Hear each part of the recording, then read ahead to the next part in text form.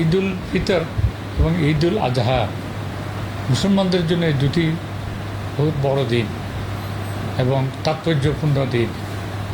ঈদুল ফিতর হচ্ছে আপনার এক মাস সিয়াম সাধনার মধ্য দিয়ে, ত্যাগের মধ্য দিয়ে, যে ইসলাম ধর্মের বিধি অনুসারে এটা অত্যন্ত তাৎপর্যপূর্ণ।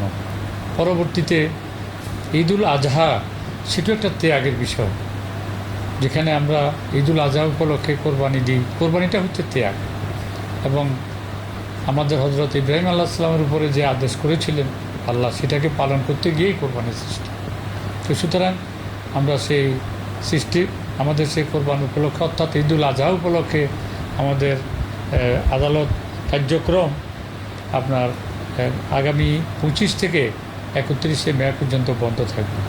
ইতিমধ্যে আমাদের আগামী 23 তারিখ শনিবার আমাদের বর্তমান সরকার আপনার কার্যক্রম খোলা রাখার জন্য সিদ্ধান্ত নিয়েছে। সে মতো আগামী শনিবারও কার্যক্রম চলবে।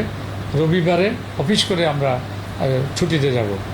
তো আমি মনে করি যে আমাদের যে বন্ধু বান্ধব যারা আছে, আমাদের সহকর্মীরা আছে, সবাই মিলে, যে আমি আপনাদের সবাইকে, আমার বন্ধু বান্ধব থেকে আরম্ভ করে আমি সবাই পরিচিত জনদের এবং আমাদের সাধ্যে সবার জন্য আমি শুভকামনা করি।